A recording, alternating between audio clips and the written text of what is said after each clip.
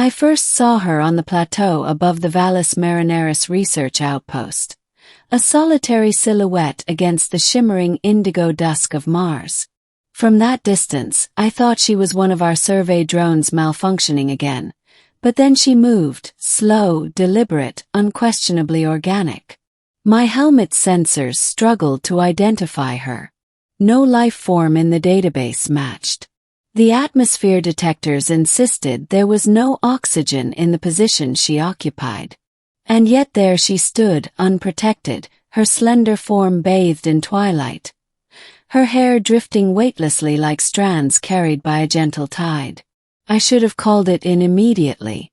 Protocol demanded it. But sometimes curiosity is louder than protocol. So I climbed. The wind tugged at my suit as I scrambled up the rocky incline, boots slipping in the coarse dust. She watched me approach with eyes like polished silver, reflecting every glitter of fading light. I felt her gaze long before I reached her. When I got within 10 meters, she smiled. It wasn't a human expression. It was wider, looser, as if her face was made of silk rather than skin. It was both beautiful and unsettling in equal measure. I raised my hand slowly. "Hello," I said through my comms, my voice sounding foolishly small in the thin Martian air. Her head tilted. She blinked once, slowly, the gesture oddly graceful. Then she made a sound, like crystalline bells sliding against one another. Froze. 'Cause I knew that sound. It belonged to the language we had found etched into the subterranean walls last month. Intricate symbols none of our linguists had been able to decipher. But I had tried. In secret. Late nights. Obsessive hours.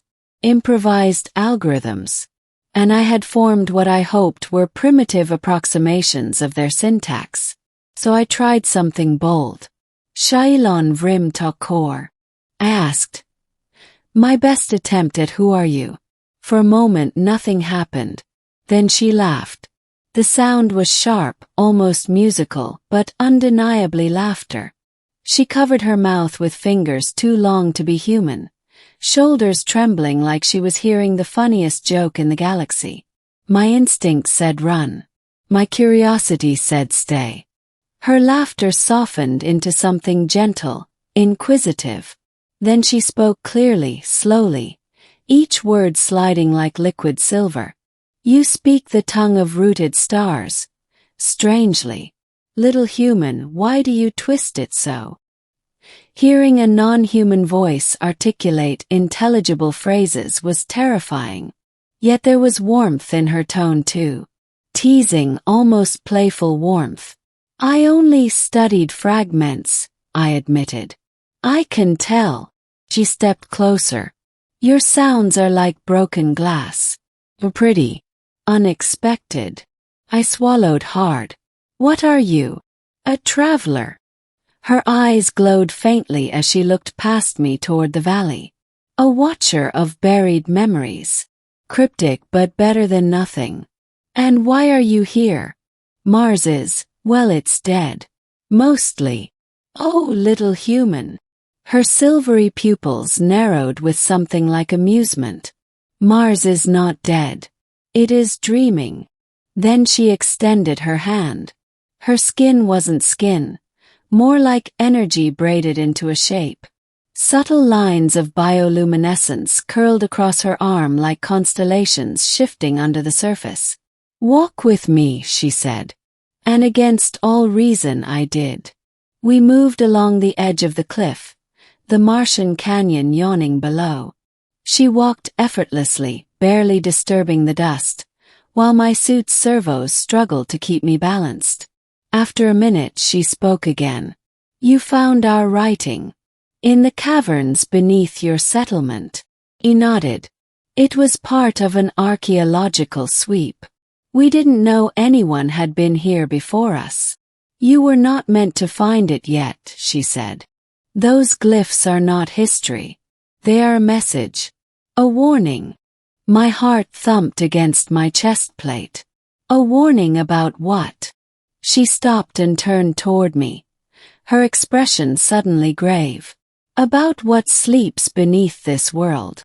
Mars had plenty of geological mysteries, but nothing that had ever suggested something alive under the surface. Nothing in the scans. Nothing in the seismic readings, at least none we understood. I tried to hide my fear. Can you explain?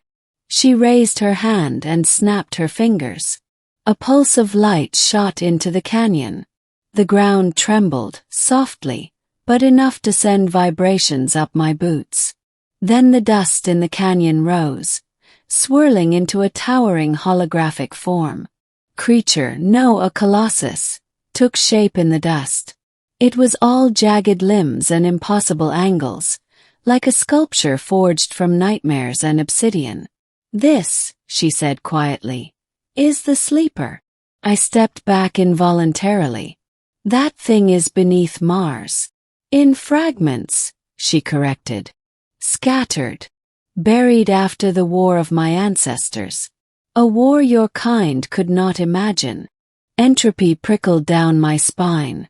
If it's in fragments, is it still alive? She didn't answer immediately. Instead, she looked up at the twin moons drifting overhead. Life is a flexible word.